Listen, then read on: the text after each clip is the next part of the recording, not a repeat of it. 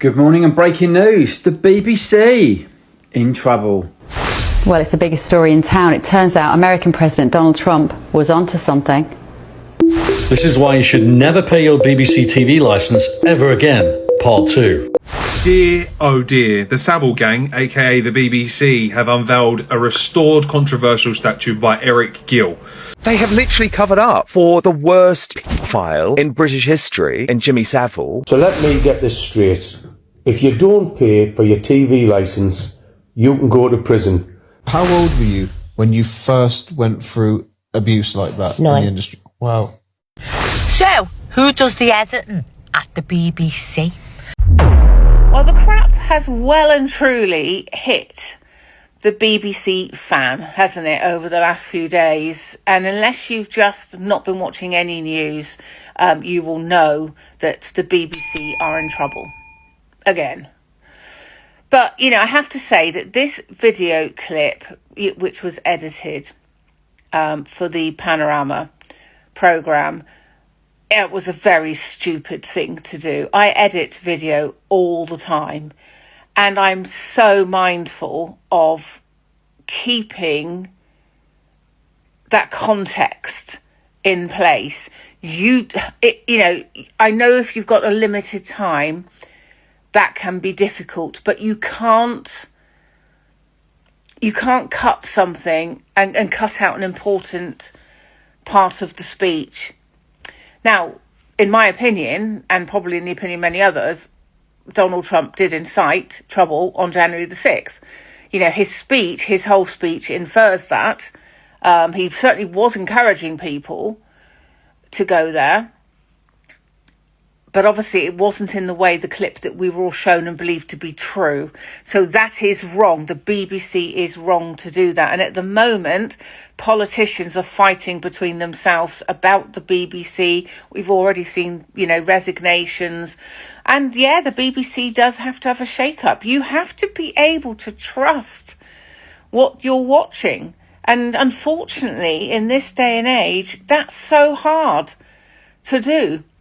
Because I saw that and believed that to be true. And when I looked at the whole clip, yes, I could see that how it had been edited. But you can't do that when it's something so important and relevant. Now, obviously, it did not affect Donald Trump.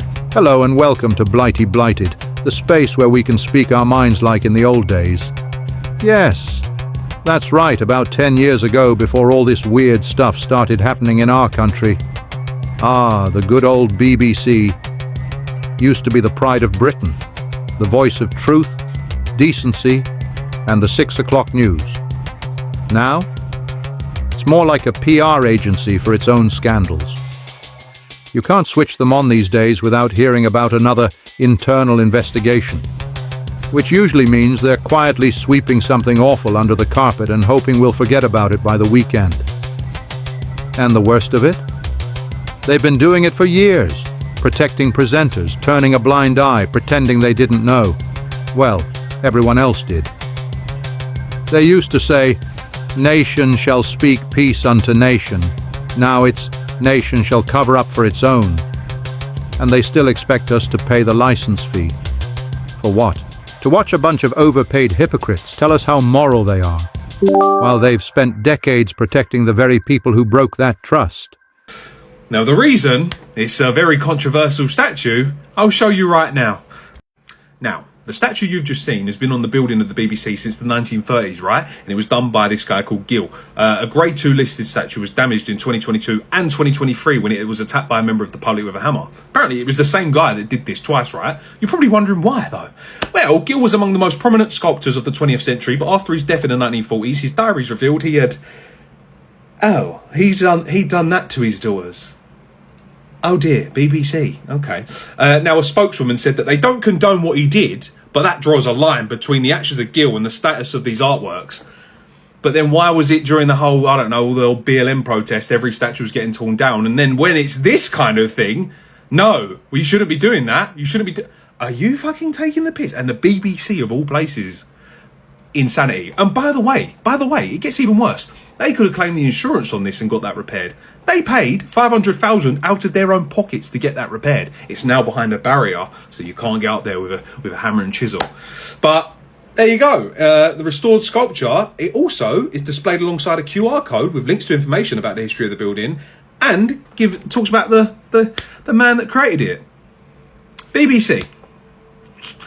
Oh, they never beat the allegations, did they?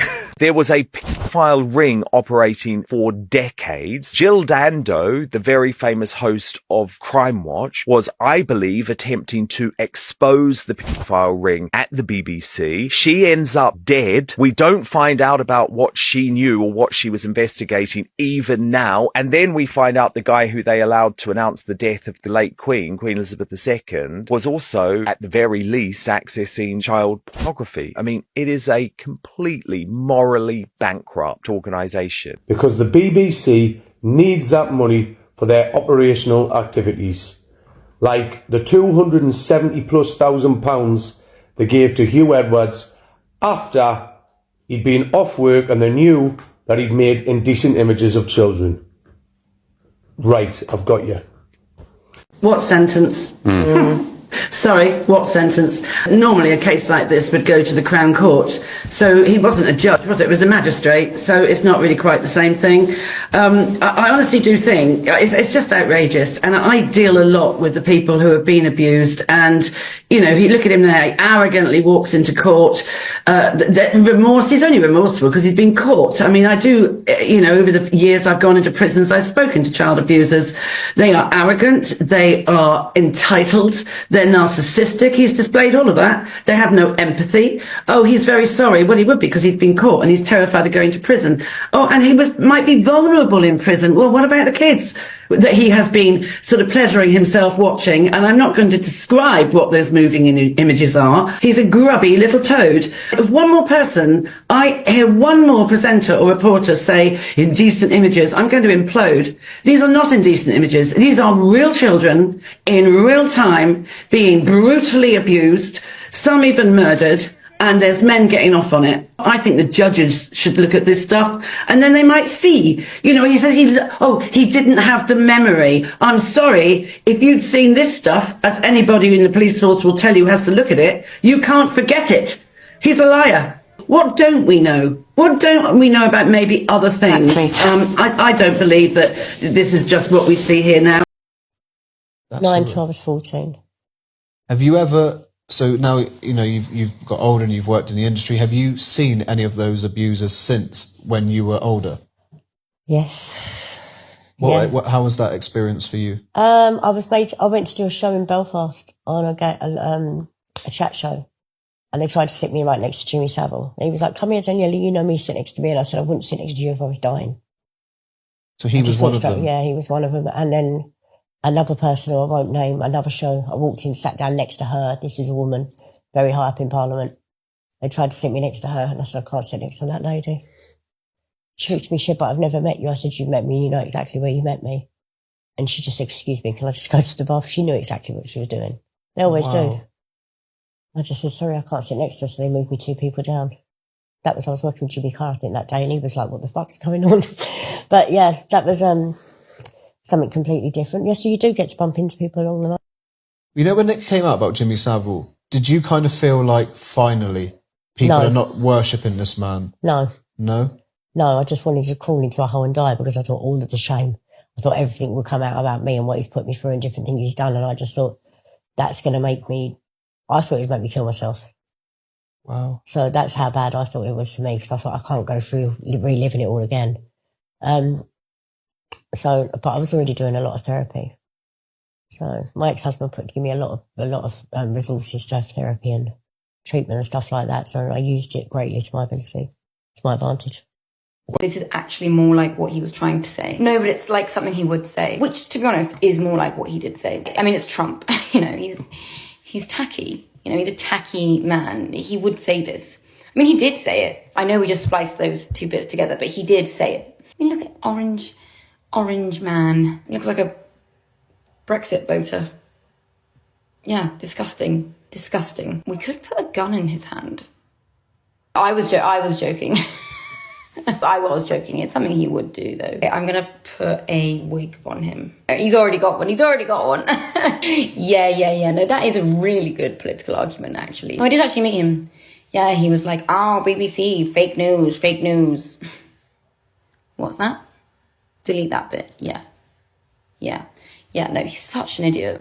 BBC News has been reporting non-stop on the hearing and sentencing of its own news presenter anchor Hugh Edwards. The disgraced face of BBC News itself admitted to procuring child sex videos of kids as young as 7 years old and just received a 6-month suspended sentence, i.e. he got away with it.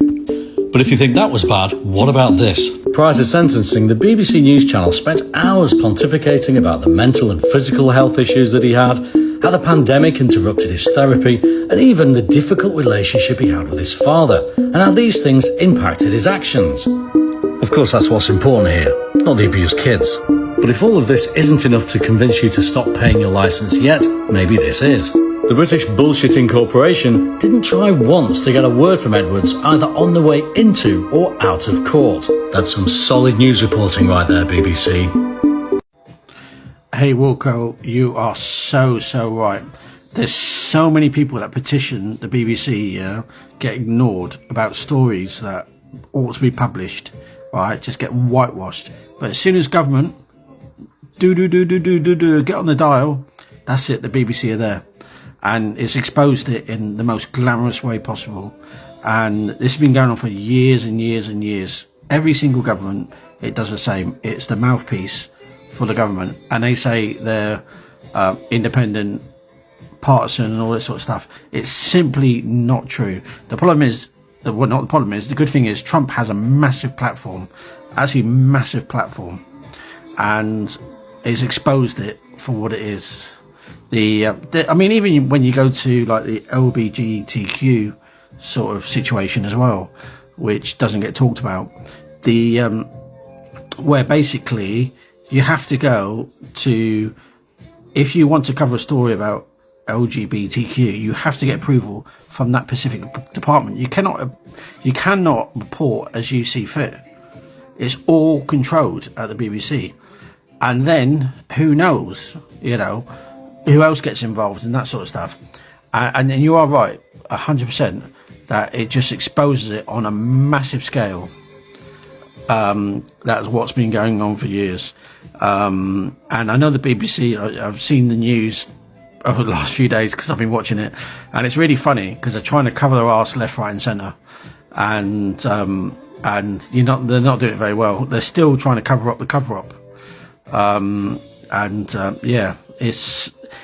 It's really such a shame because there's so many good things that get published on radio and like local community radio and that sort of stuff. But main central news, it's a load of fucking bollocks. I wasn't going to say that, but I'm going to say it. Where are you from? BBC. Okay. Here's another beauty. It's a good line. Impartial, free and fair. Yeah, sure. Well, that criticism of the BBC and John Sopel, who was talking to there, apparently was well-founded because the so-called impartial and accurate public service broadcaster is nothing but. You are fake news. Sir, go ahead. Can you state categorically that nobody... No, Mr. President... Because tonight the BBC is facing serious questions over its credibility after the Daily Telegraph exposed a panorama segment that heavily doctored a speech by the American president in 2021, hours before the infamous January the 6th Capitol riot. As you're about to hear, the corporation spliced together two quotes 1 hour apart to make it seem like he encouraged an insurrection. They played the following clip. We're going to walk down to the Capitol, and I'll be there with you, and we fight. We fight like hell. But Trump didn't, in fact, say this at all. The BBC spliced together two clips that took place 54 minutes apart. So let's go through it again. We're going to walk down to the Capitol, and I'll be there with you. Now, see there, between Capitol and, that's a cut. Here's what Trump actually said. We're going to walk down to the Capitol, and we're going to cheer on our brave senators and congressmen and women. It's different. It wasn't until nearly an hour later that he then said the second part of the BBC's version. We're going to walk down to the Capitol, and we fight. We fight like hell.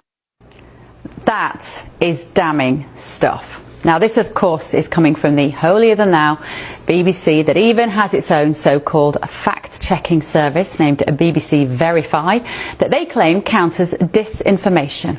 Oh, the irony.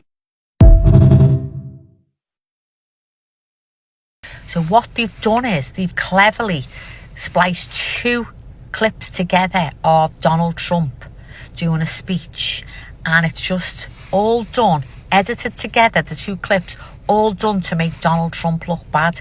Yeah, a bit of clever editing, and suddenly the story wasn't what he said at all. So, as you probably know, it sparked huge debate online, all over the TV, and now Trump is threatening to sue the BBC. So the bigger question is, if they can do that to a president of the USA, what does it say about the stories that we get fed every single day? So the question to you today is, can we really trust the BBC or any of the mainstream media really? Or is it just whoever controls the edits? I'm sure you'll let me know in your comments below. Because they fabricated information about Donald Trump. Yes. And the chief in charge at the BBC has weirdly resigned. It just shows, doesn't it? Scandal after scandal after scandal. And eventually it starts catching up with you, because you think you can get away with doing X, Y, and Z, and you think you can then start manipulating and become God. Come unstuck, didn't you? Now the BBC's got enough backlash over the TV licence. Now it's looking like that the BBC's about to completely crumble. Well done, Donald Trump. Because, yeah, he wasn't happy with something over here in the UK, and he's done something about it. Let's be truthful. Just the conspiracy theory part of me now, because Donald Trump has been mocking the UK in the respect of our local government in so many ways, and it is as clear as day. It really, really is. So I reckon now this is the rebellion. This is where Donald Trump is now actually going to start helping the people of the UK, because he's just took down the BBC. And some of you are probably thinking the BBC are nothing in comparison to the government. Look at the bigger picture. The BBC thought they were untouchable. Okay? And it's true. So many people are looking at social media for realistic, honest updates. And not only that, GB News was actually mentioned to be more reliable and more honest than the BBC. So, wow. Donald Trump, well done, my friend. Well done. Thank you. Please let us in to know what you're doing next, because yeah, we all know what needs to happen next. I'm not saying nothing at all, but well done, Donald Trump. Yeah. And JD Vance, all of the team. Well done. Trump is now suing the BBC for $1 billion. And before you roll your eyes, stay with me, because this lawsuit just exposed something that the BBC has clearly not wanted any of us to see. Now, we know from recent press that the BBC doctored Trump's speech, cut out peacefully and patriotically to make it look like Trump incited violence. Hold your fire if you're still convinced that he incited violence. Anyway, this was broadcast right before an election, and now they've been caught. The defence: mistakes happen, no institutional bias here. Except Trump's lawyers knew about this edit in May, The BBC knew that Trump knew, the chair knew, the Director General knew, and for 6 months, nobody said anything. Everyone just hoped it would, I don't know, go away? But then the Telegraph has been working overtime and published it. So Trump has now threatened legal action, and suddenly 2 heads roll and everyone's talking about lessons learned. Here's what the billion-dollar lawsuit actually shows us. The BBC only responds to consequences that they can't ignore, not internal complaints, not editorial standards, not their own principles, external pressure, public exposure, and legal threats. We know the head of news, Deborah Turnus, resigned, and she said that she's never been more proud and wants to pursue truth with no agenda. But they've spent 6 months in a cover-up, which isn't pursuing truth, it's avoiding it. And the chair is still there, managing the transition. So again, the people who created the crisis are leading the recovery. Trump's lawsuit isn't just about money, it's about proof that institutions only change when they're forced to. I'm Leah, I talk about politics so you don't have to trust politicians. If you liked this video, please reshare it, but also, we've got a bonus episode of Address the Harm coming out today. Moving to the BBC case, if you caught my previous video, the Panorama programme, which was aired the week before the presidential election, was edited in such a way that viewers would have believed that Donald Trump had incited the riots at Capitol Hill. That was not the case. In fact, the 2 segments that were spliced together were almost an hour apart. But when you splice those 2 together, obviously it creates a new sentence. Now this is very basic and rudimentary editing. If you take 2 different clips from an hour apart and you put them together, it makes a new sentence with a new meaning. It is very difficult to believe that this was not done deliberately. They say it was an error of judgment, but I struggle to believe how that was not done deliberately when it is quite clear that it makes a new sentence, and it certainly makes it appear that President Trump was inciting those riots at Capitol Hill, when of course he wasn't. Now that I've seen both ends of the clip, the first bit and the second bit, an hour apart, it's very clear that neither of them say that sentence, and he never said it. Now, the chair of the BBC, Samir Shah, has apologised for an error of judgment in how the documentary edited the speech of President Trump. He says that They've gone from the BBC, British Broadcasting Corporation, to the BBC. Brush it beneath the carpet. I grew up respecting that logo. It meant something once. Now every time I see it, I just wonder who they're hiding this week. Still, I suppose they're consistent. The weather's fake, the news is spin, and the morals, well, they were last seen in 1972. I will see you all on the next video. Keep your peckers up and carry on.